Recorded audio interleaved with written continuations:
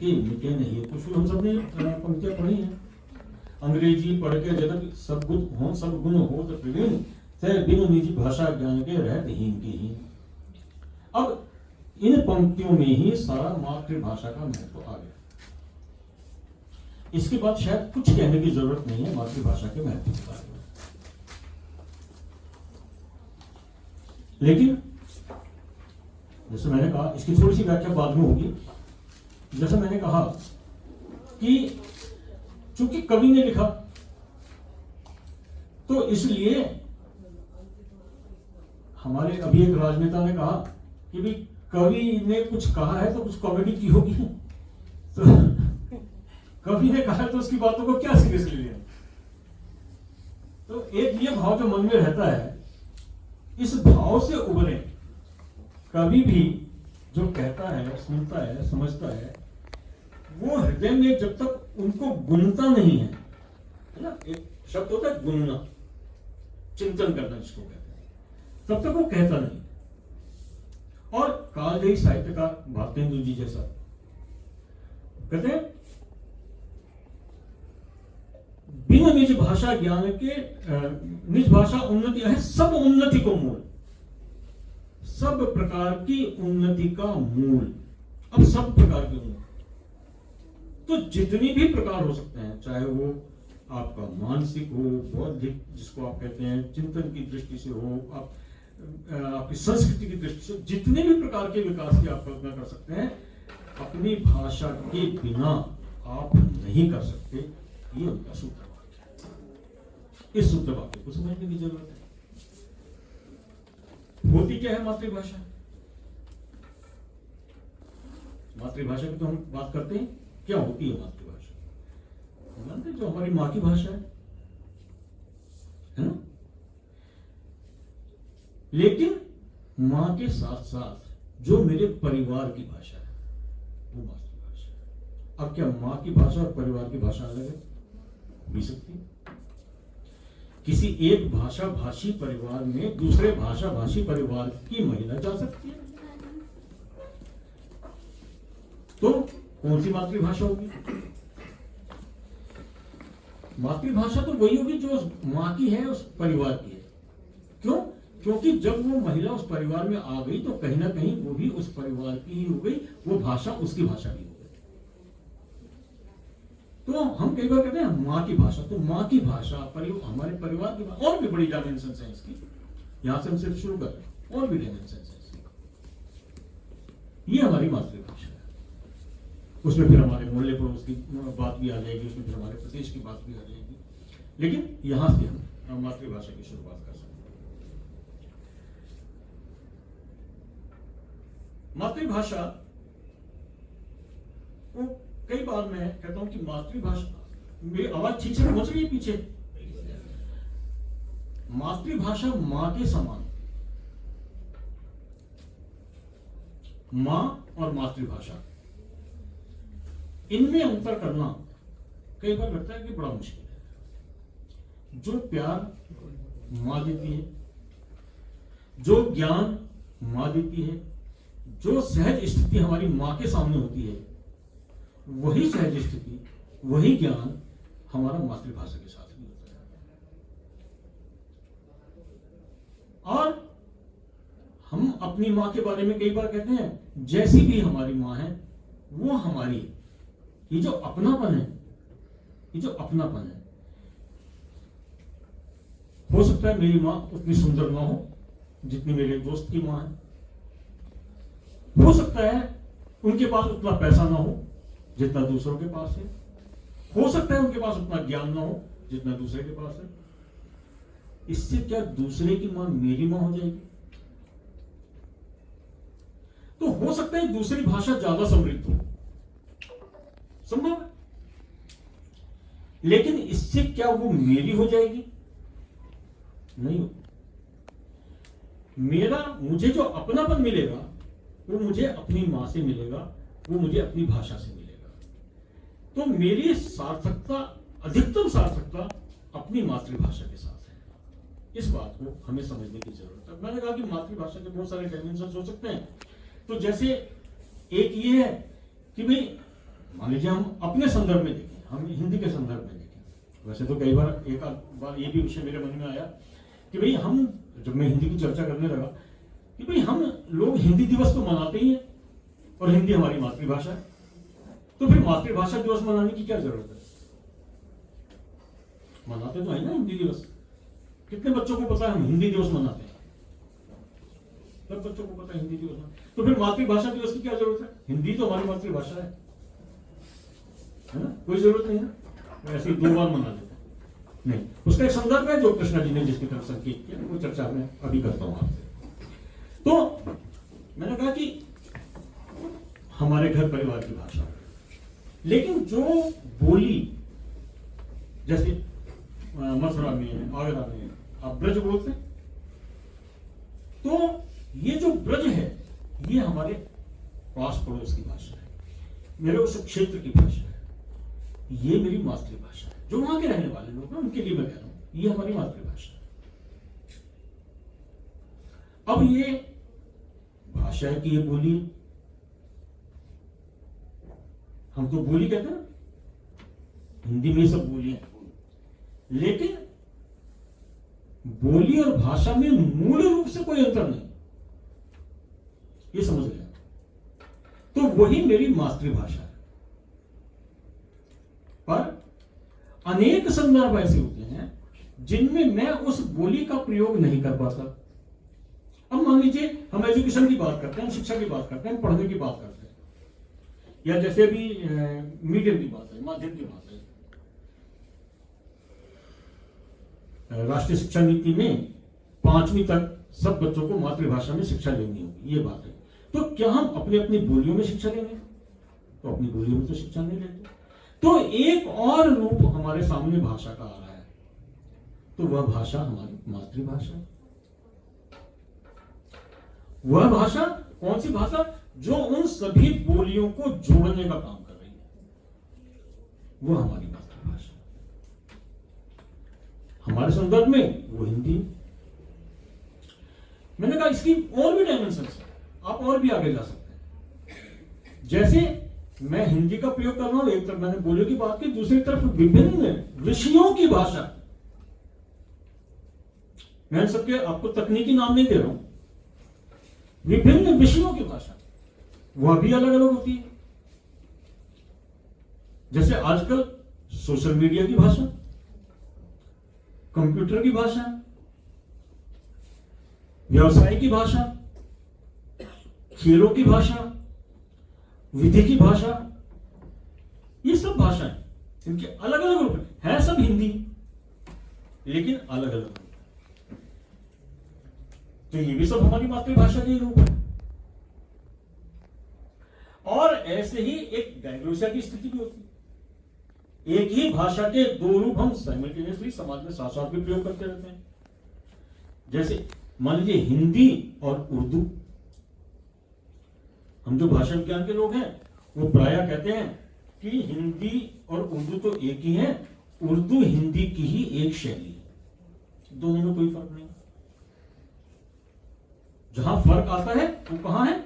शब्द भंडार के स्तर पर आता है। जो उसका व्याकरणिक आधार है वो तो दोनों का एक है, तो वह भी हिंदी का ही एक रूप है। अब कुछ कारण ऐसे रहे हैं जरूर कि अब उसको आप सामाजिक कारण कहें, कुछ राजनीतिक कारण कहें, जो भी कहें, कि कभी कभी उस भाषा का उर्दू का रूप हिंदी से भिन्न दिखे, इसके प्रयास भी होते हैं। लेकिन अभी तक तो कोई बहुत ज्यादा सफलता मिली नहीं है। तो वह भी हमारी मातृभाषा का ही एक रूप। तो मैंने कहा कि सबसे पहली आवश्यकता तो इस मातृभाषा को समझने की है। और भी बहुत सारे, मैंने कहा और भी डायमेंशन इसकी हो सकती है। मुझे लगता है हमारे लिए आज के लिए इतना काफी है कि मातृभाषा के कितने स्वरूप हो सकते हैं। और हमारी मातृभाषा, जो मैंने कहा कि हमारी माँ की भाषा के साथ शुरू होती है, वो कितने बड़े व्यापक दृष्टिकोण को लिए हुए है, ये समझने की आवश्यकता है। दूसरी बात, अभी जो कृष्णा जी ने कहा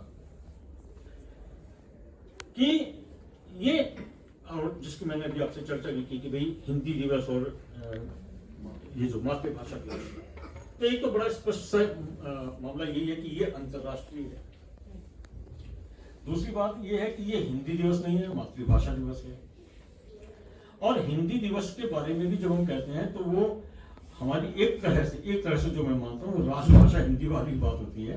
उसमें हिंदी को प्रमोट करना चाहिए हमें, राष्ट्रभाषा का और अधिक व्यापक रूप हो उसका वगैरह वगैरह, वो सब चीजें अपनी जगह हैं।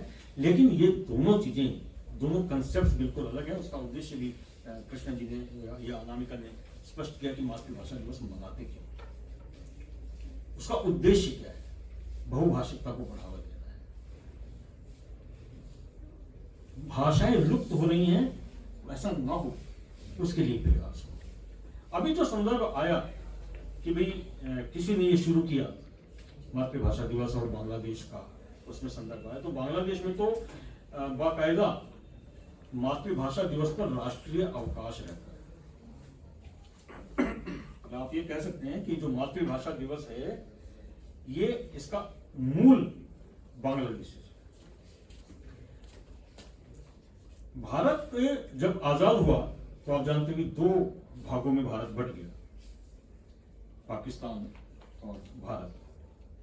और पाकिस्तान के भी दो भाग हो गए, एक पश्चिमी पाकिस्तान, एक पूर्वी पाकिस्तान। और पूर्वी पाकिस्तान जो था वो बांग्लादेश, जो बंगाल था भारत का, उसका जो विभाजन हुआ था उसमें जो पूर्व का हिस्सा था, एक को पश्चिम बंगाल कहते थे, एक को पूर्वी बंगाल कहते थे। जो पूर्वी बंगाल वाला हमारा हिस्सा था उसमें बांग्ला भाषी ही बहुतायत में थी। तो धीरेन्द्र नाथ दत्ता ने 23 फरवरी 1948 को पाकिस्तान सभा में यह विषय रखा।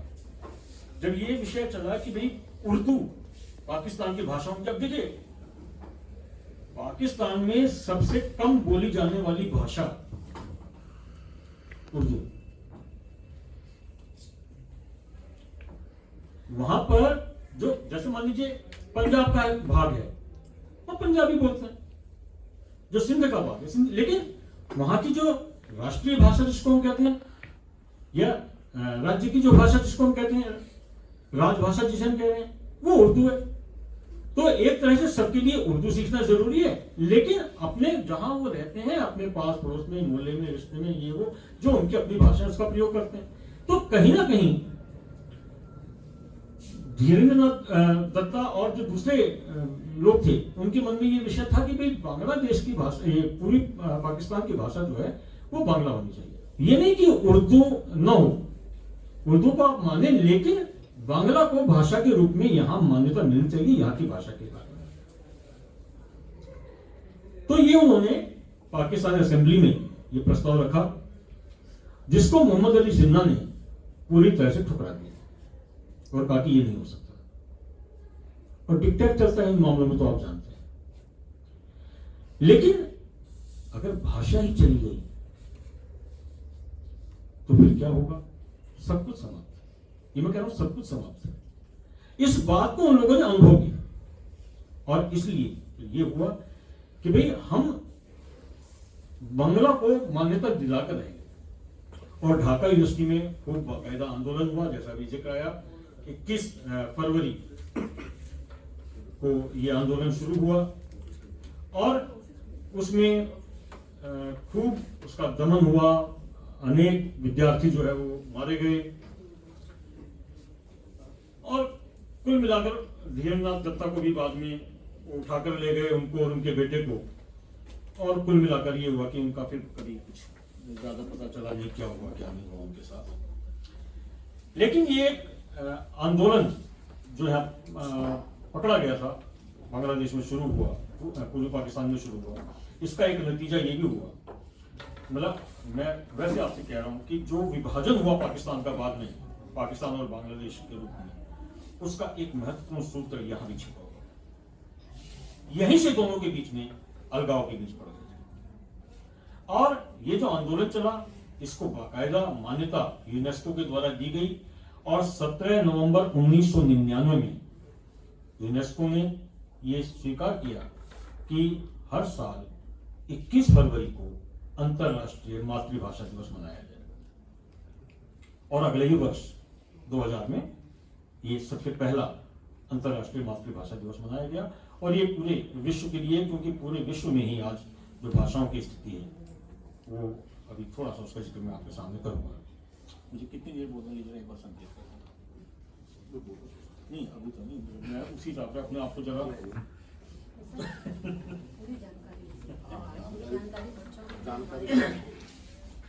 अभी बात आई इसके उद्देश्य की। 2022 जो ये चल रहा है, आज जो अंतर्राष्ट्रीय भाषा दिवस है, इसकी थीम है बहुभाषी शिक्षा के लिए प्रौद्योगिकी का उपयोग, चुनौतियां और अवसर। यानी जो बहुभाषी शिक्षा में हम टेक्नोलॉजी को जो यूज करते हैं तो कितना चैलेंज है और क्या क्या उससे हम कर सकते हैं, उसका स्कोप कितना है फिर आगे चलकर, ये इस बार का थीम है। इस पर सभी लोग अपने अपने विचार रखेंगे पूरे वर्ष भर में, एक तरह से कह लीजिए, क्योंकि दिन भले ही एक हो लेकिन ये विषय जब चलते हैं तो फिर तो लंबे समय तक चलते ही हैं। अगले साल जब अगला विषय आएगा तब तक ये बात चलेगी। और इसके कई तरह के उद्देश्य हैं, लेकिन जो इसके यूनेस्को की जनरल सेक्रेटरी आंद्रे एजिली, उन्होंने जो चीजें इसमें कही हैं उद्देश्य को लेकर, उसमें उन्होंने एक बात ये कही है कि भाई टेक्नोलॉजी से हम बहुत सारे काम कर सकते हैं। ये बहुभाषिकता के संदर्भ में मैं चर्चा कर रहा हूं, और उसका एक बहुत बड़ा उपयोग ऐसा है कि बहुत सारी ऐसी भाषाएं हैं जो लिखित रूप जिनका नहीं है, सिर्फ मौखिक भाषा है, और वो लुप्त हो रही है इसी कारण से। तो उनको प्रिजर्व करना, उसमें टेक्नोलॉजी का उपयोग कर सकते हैं।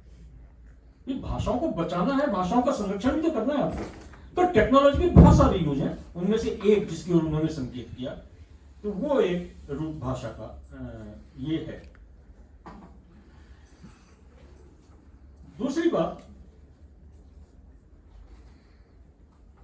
ये विलुप्त भाषाओं के विलुप्त होने की जो चर्चा यहाँ पर अभी हुई, मौखिक भाषाओं को संरक्षण मिलना चाहिए वगैरह वगैरह। तो देखिए, भाषाओं के विलुप्त होने की स्थिति बड़ी विषम हो गई है, बहुत विषम हो गई है। मैं कुछ थोड़ा सा डाटा आपके सामने इसमें रख रहा हूं। एग्जैक्ट तो अभी चूंकि भारत में अभी जनगणना भी काफी टाइम से हुई नहीं है, ये सर्वे भी बहुत लंबे लंबे समय पर होते हैं, लेकिन एक मोटे मोटे अनुमान के अनुसार भारत में लगभग 19,500 के करीब मातृभाषाएं हैं, लेकिन थोड़ा बोलने वालों की संख्या जो है वो थोड़ी कम रहती है।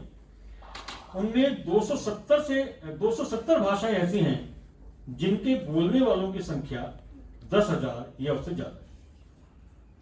270 भाषाएं ऐसी हैं, यानी बाकी जो भाषाएं हैं वो कहीं ना कहीं लुप्त होने के कगार पर है। और जो फिगर आ रही है उसमें आप कह लीजिए कि 121 भाषाएं ऐसी हैं जिनको बोलने वालों की संख्या 10,000 से कम है, और करीब 196 भाषाएं ऐसी हैं जिनके बारे में यह खतरा है कि वो बहुत जल्दी लुप्त हो जाएंगे। अगर आप दर देखें तो लगभग हर 2 महीने में एक भाषा लुप्त हो रही है। तो कितना बड़ा खतरा ये है, इसको समझने की जरूरत है। आप कह सकते हैं कि मान लीजिए हर 2 महीने में एक भाषा खत्म हो रही है, उसके बोलने वाले भी कम है, तो खत्म हो जाएगी तो क्या फर्क पड़ेगा? हो जाएगा। भाषा के खत्म होने से कोई फर्क पड़ता है भाई? वो खत्म हो जाएगी तो कोई दूसरी भाषा सीख लेगा, दूसरी भी खत्म हो जाएगी तो तीसरी भाषा सीख लेगा, है ना? लेकिन आप ये सोचिए, हमारा कोई भी अंग क्या बेकार है शरीर का? एक उंगली कट जाए तो क्या फर्क पड़ता है? 2 उंगलियां कट जाए तो क्या फर्क पड़ता है? ये मैं राष्ट्र के संदर्भ में कह रहा हूं। राष्ट्र में एक भी भाषा का लॉस होता है तो वो राष्ट्र का लॉस है, हमारा नुकसान है, ठीक है ना? और उस व्यक्ति के संदर्भ में देखें तो उसका तो सर्वस्व एक प्रकार से उस भाषा के साथ समाप्त होता है। ये जो अंतरराष्ट्रीयकरण हो रहा है सब चीजों का, बहुत तेजी से जिसे हम विकास कह रहे हैं, इस विकास की आंधी में सबसे ज्यादा नुकसान भाषाओं का हो रहा है। क्योंकि हमें लगता है कि जिस भाषा को बोलने वाले 2000, 4000, 5000 रह गए, उसको लगता है कि इस भाषा के माध्यम से तो मैं आगे बढ़ नहीं पाऊंगा, तो मैं जिस भाषा के माध्यम से आगे बढ़ पाऊंगा उस भाषा को मैं सीखता हूं। जब वो उस भाषा की तरफ बढ़ता है तो अपनी भाषा पीछे छूट जाती है, और अपनी भाषा के साथ जो पीछे छूटता है वो सब ध्यान देने योग्य। भारत में हिंदी की स्थिति अभी उस मायने में वैसे काफी अच्छी है। भारत में अभी 43.6% लोग ऐसे हैं जो हिंदी को अपनी मातृभाषा मानते हैं। अब देखिए, इतने विविधतापूर्ण देश में जहां हम लोग ये कहते हैं कि भाई इतनी भाषाएं हैं, इतनी बोलियां हैं, वहां 43.6% लोग ऐसे हैं जो हिंदी को अपनी मातृभाषा मानते हैं। और मैं तो खैर ये मानता हूं व्यक्तिगत रूप से कि लगभग पूरे भारत में हिंदी समझी जाती है। पूरे भारत में हिंदी समझी, लगभग पूरे भारत का भ्रमण किया और सब जगह देखा, हिंदी से आपका काम सब जगह चलता है। और एक बात का यकीन मानिए, जहां हिंदी से काम नहीं चलता वहां अंग्रेजी से भी काम नहीं चलता। अगर हमें यह लगता है कि भाई हम अंग्रेजी सीख लेंगे तो हमारा काम चल जाएगा, नहीं चलेगा। आप किसी भी प्रदेश में चले जाइए, इंटीरियर्स में चले जाइए, अगर वो हिंदी नहीं समझते हैं तो वो अंग्रेजी भी नहीं समझते। हिंदी फिर भी समझ में आती है, अंग्रेजी बिल्कुल समझ में नहीं आई। तो इसलिए इस चीज को भी जरा समझने की जरूरत है कि ये जितनी भी भाषाएं लुप्त हो रही हैं इनकी तरफ हमें ध्यान देना चाहिए। क्यों? क्योंकि जैसे ही भाषा खत्म होती है, कोई एक भाषा खत्म होती है, तो आप देखिए उस देश की संस्कृति समाप्त होती है। संस्कृति और भाषा को एक दूसरे से भिन्न करना असंभव है। हमारी संस्कृति हमारी भाषा के साथ जुड़ी है। संस्कृति में आप जो चीज लेना चाहें वो ले लीजिए, संस्कृति के नाम पर। आप रीति रिवाज ले लीजिए, आप भोजन ले लीजिए, आप वस्त्र ले लीजिए, आप पूजा पद्धति ले लीजिए, हर चीज तो आपकी उस भाषा के साथ संबद्ध है। मान लीजिए किसी भी चीज में कह रहा हूं, उनकी हर एक की अपनी एक विशेष सांस्कृतिक शब्दावली होती है। भाषा समाप्त होती है तो आपकी वह सांस्कृतिक शब्दावली समाप्त हो जाती है, फिर आप उस कल्चर को समझ नहीं सकते। अक्षत है, रोली है, सिंदूर है, यजमान है, समिधा है, इसे आप अंग्रेजी से समझ सकते हैं क्या? किसी दूसरी संस्कृति के जो भाषा है उसके माध्यम से समझ सकते हैं क्या? नहीं समझ सकते।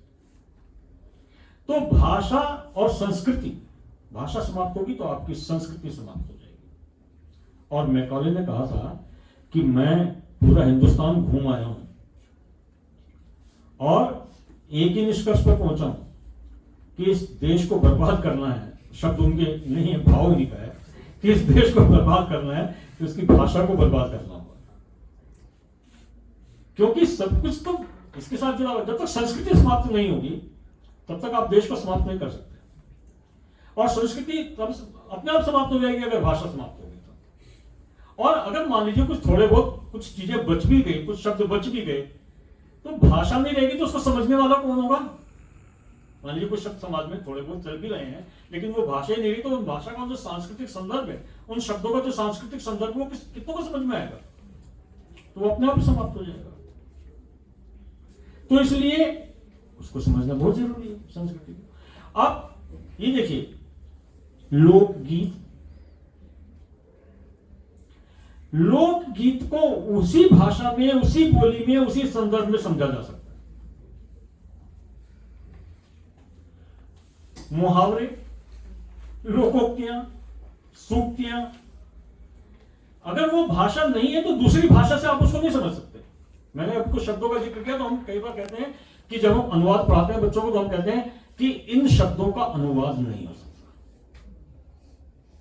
मान लीजिए कहीं अक्षत आ गया, कहीं रोली आ गया, कहीं सिंदूर आ गया, कहीं कुछ। गंगा, अब बड़ा कॉमन सा शब्द आप ले लीजिए, गंगा। गंगा नदी है, और बड़े दुर्भाग्य की बात है कि आजकल बड़े बड़े नेताओं को मैंने कहता सुना, वहां क्या वो खून की गंगा बह रही है। खून की गंगा हो सकती है क्या? मूर्ख है, वो सांस्कृतिक संबंध समझ में नहीं आ रहा। गंगा नदी नहीं है, गंगा तो भाव है। इसलिए बाकी सब पानी है और गंगा का जल है। गंगा में पानी नहीं बहता, गंगा में जल बहता।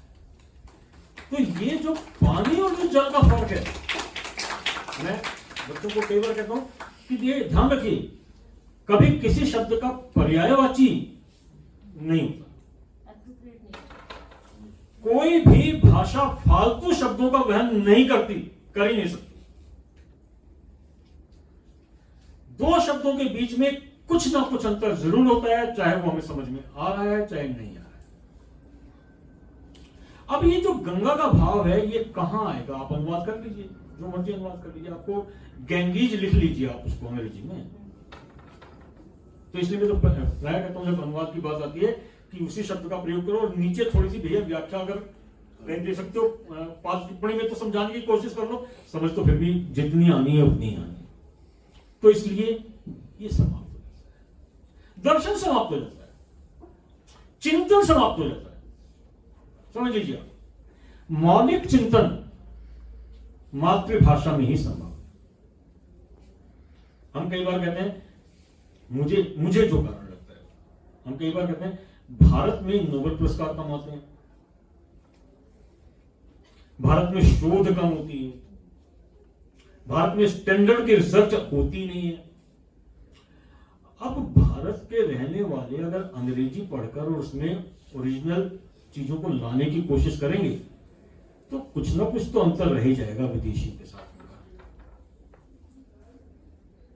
तो ये जो मौलिक चिंतन है, मातृभाषा का महत्व तो क्या है?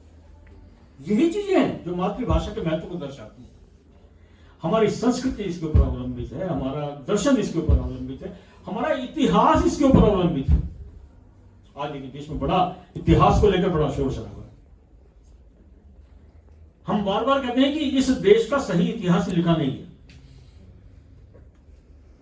और इस देश का सही इतिहास इसलिए नहीं लिखा गया क्योंकि हमने जितना भी इतिहास लिखा वो या तो अंग्रेजों ने लिखा, या अंग्रेजी दान लोगों ने लिखा, या हमने अंग्रेजी की पुस्तकें पढ़कर लिखा।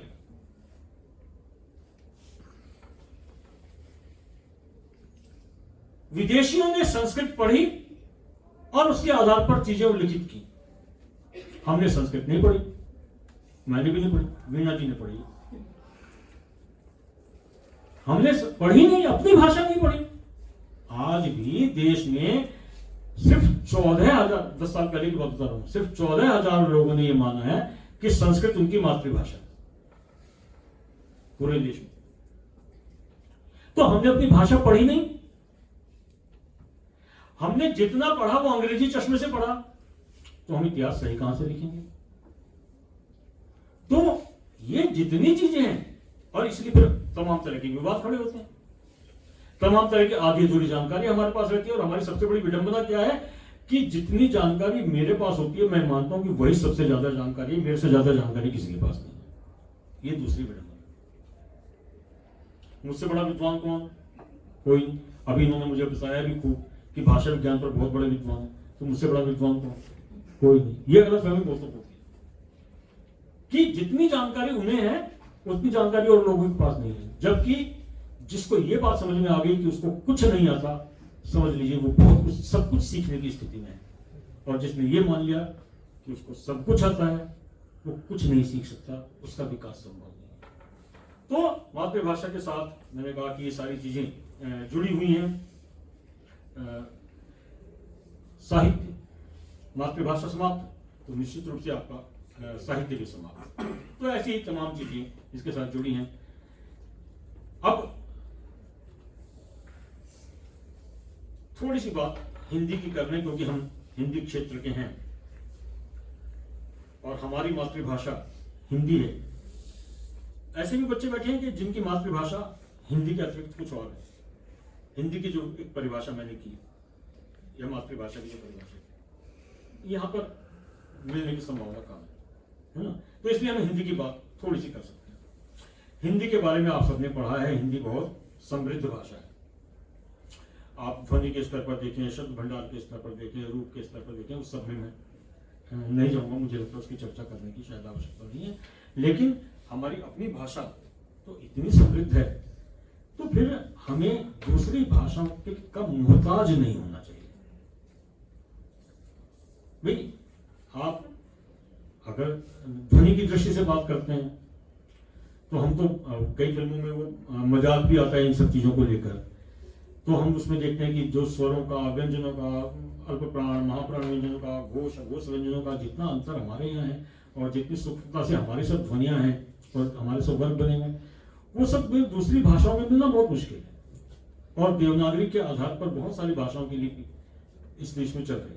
तो सबको एक एक शब्द, मैं कई बार कहता हूँ कि हम सब बात कर लेते हैं, कजिन की बात करते हैं, अंकल की बात करते हैं, आंटी की बात करते हैं, वो सब चीजें हम कर लेते हैं। लेकिन हम जानते हैं कि हम उसके लिए एक एक शब्द, हमारे तो रिश्ते को परिभाषित करना है तो पूरा परिभाषित कर सकते हैं, पूरा परिभाषित कर सकते हैं। और लगाव जो मैं अपनी भाषा से पाता हूं वो दूसरी भाषा से नहीं पाता। देखिए एक चीज समझ लीजिए, थोड़ा वो भाषा ज्ञान वाला टच कहीं हल्का मोटा आ जाएगा। एक चीज समझ लीजिए कि आप जितने जिसके नजदीक होते हैं उतने कॉम्पैक्ट वर्ड्स के साथ, ध्वनियों के साथ आप उसको संबोधित करते हैं, जानते पहचानते हैं। सबसे नजदीक कौन है? मां, उसके बाद पिता, मां, पिता, और उसके बाद आप देखिए हिंदी की अगर चर्चा करते हैं तो भाई, बहन, दादा, दादी, नाना, नानी, चाचा, चाची, ताऊ, ताई, सब। अब आप अंग्रेजी में चलिए तो मदर, फादर, ब्रदर, सिस्टर, ठीक। उसके बाद या तो ऐसे शब्द हैं जो रिश्तों को डिफाइन नहीं करते, या फिर डिफाइन करते हैं तो एक से ज्यादा शब्दों का प्रयोग करते हैं। Mother in law, brother in law, sister in law, grand mother, grand father, maternal grand mother, paternal grand. आप जितना चले जाइए, जितना आप बढ़ते जाएंगे रिश्तों से आप दूर होते जाएंगे। इसीलिए आप अपने दादा दादी के, नाना नानी के जितना नजदीक हो सकते हैं वो लोग नहीं हो सकते, हो ही नहीं सकते। ये दिल का करीबी से जुड़ने वाला मामला है। तो ऐसी मातृभाषा हमारी है और हमारा सौभाग्य है कि इस हिंदी को देश में अब बढ़ावा दिया जा रहा है। बड़ा अच्छा लगा था उस समय जब यूएनओ में सबसे पहली बार अटल बिहारी वाजपेयी ने हिंदी में भाषण दिया था। बड़ी चर्चा हम लोग करते हैं, विदेशी आते हैं, अपनी भाषा में बोलते हैं, अपनी भाषा में बात करते हैं, जो भाषा लाते हैं उसके माध्यम से बात हो जाती है। लेकिन हमारे यहाँ क्या होता है, अभी रिसेंटली पार्लियामेंट में किसी एक मंत्री ने एक प्रश्न का उत्तर हिंदी में दे दिया, तो ये बात आ गई कि भाई इस प्रश्न का उत्तर हिंदी में क्यों दिया गया। अरे भाई, जब आपने अनुवादक रखे हुए हैं पार्लियामेंट में, आपको तो पता है ना, वो लगे होते हैं ईयरफोन, आपको जो लैंग्वेज आप सेट करना चाहते हो लैंग्वेज सेट करते हो, आपको उस भाषा में अनुवाद मिल जाएगा। तो हिंदी से विरोध है क्या? और दूसरी मजेदार बात यह कि हिंदी का सबसे ज्यादा समर्थन करने वाले हिंदी भाषी हैं। हिंदी भारत की राष्ट्रभाषा हो या हिंदी का प्रयोग बढ़े, हिंदी का विकास हो, इसके लिए सबसे ज्यादा प्रयास अगर किसी ने किए तो हिंदी भाषियों ने किए। हिंदी भाषियों की तो कोशिश रहती है, जैसे भी मैंने कह रहे थे कि भाई अपने बच्चों को हो सके तो पहले अंग्रेजी स्कूल में तीसरी क्लास में या दूसरी क्लास में डाल दो, नहीं तो उसका विकास कैसे होगा, सीखेगा कैसे कुछ। तो हमारी कोशिश तो ये होती है, लेकिन उनकी कोशिश ये, वो कहते हैं कि इस देश को अगर कोई, चाहे वो महात्मा गांधी ले लो, आप लोकमान्य तिलक ले लो, सुभाष चंद्र बोस, आप दक्षिण से जो मर्जी ले लो, सबका एक ही मान है, वो सब अपनी भाषा पर गर्व करते हैं और हिंदी के बिना किसी का काम नहीं चलता। ये मैं आपको एक छोटा सा उदाहरण दे रहा हूं, आपकी बात नहीं है। ये तमिलनाडु के मुख्यमंत्री, क्या नाम था स्टालिन के फादर का, करुणानिधि। आपको ध्यान हो, बड़ा भाषाई दंगे हुआ करते थे पहले, तो तमिलनाडु में, मद्रास में खासतौर से सारे हिंदी में अगर कहीं कुछ लिखा था, सारे बोर्ड जो है वो लीक दिए गए, पोत दिए गए, हटा दिए गए, डिस्ट्रॉय कर दिया गया सब कुछ। और उन्हीं करुणानिधि ने अपनी कहानियों की पुस्तक का हिंदी अनुवाद यहाँ पर आकर प्रधानमंत्री से उसका विमोचन कराया। तो ये सब जो राजनीति के कारण से बहुत सारी चीजें होती है ना, इनसे बचना चाहिए। तो मैंने कहा कि हिंदी को बढ़ावा मिल रहा है। अब नरेंद्र मोदी जाते हैं, कई देशों में हमने देखा है कि वो हिंदी में बात करते हैं, सब जगह तो नहीं, लेकिन कई देशों में वो हिंदी में बात करते हैं। अच्छी बात है, करनी चाहिए। जापानीज में बात करते हैं। मुझे तो ध्यान है कि बहुत पहले की बात है कि रशिया से कोई एम्बेसडर यहाँ पर आए थे, मैंने उस समय पढ़ा था ये चित्र।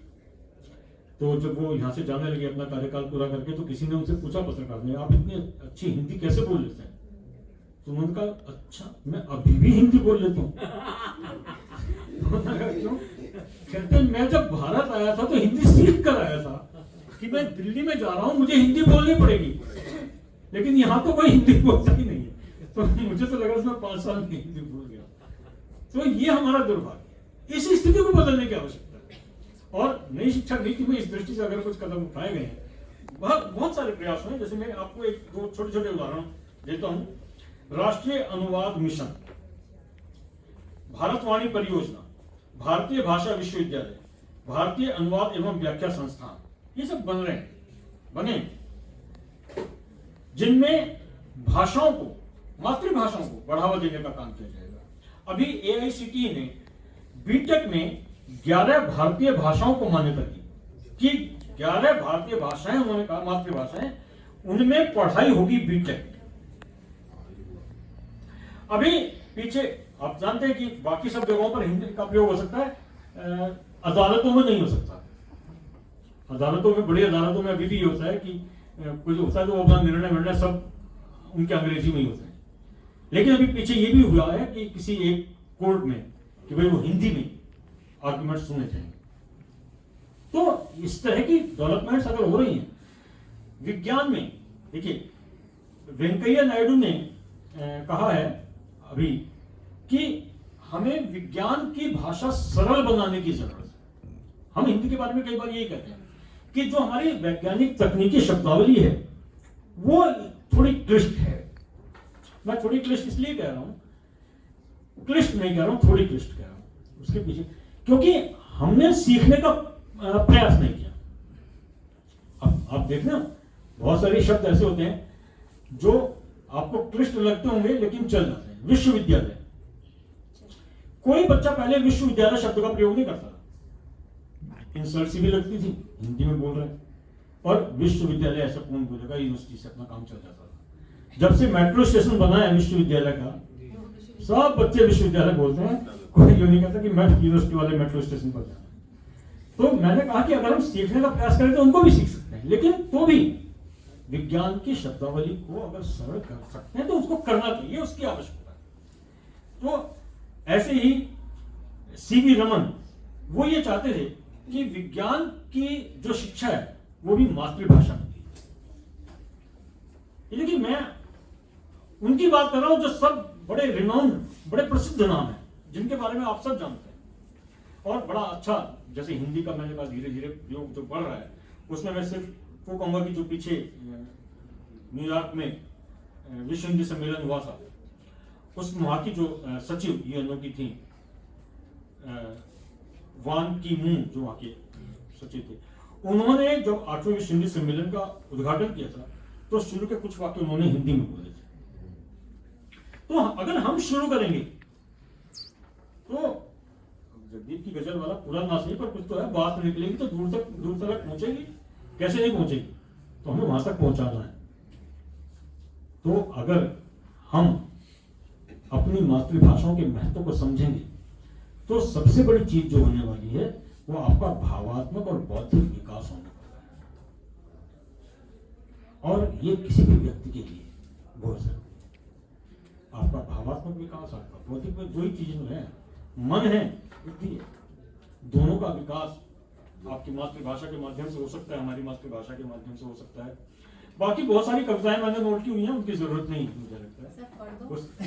ये कविता मैंने नहीं लिखी।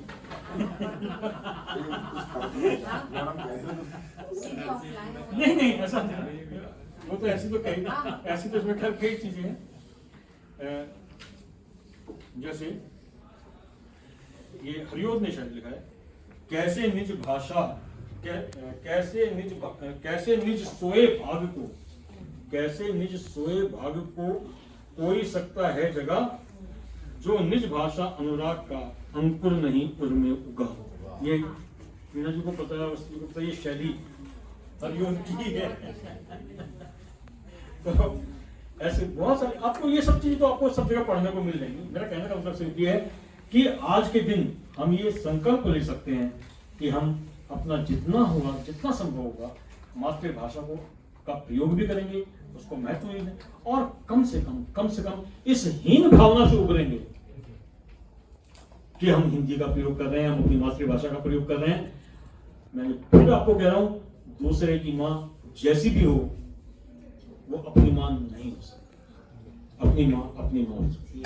आपने सुना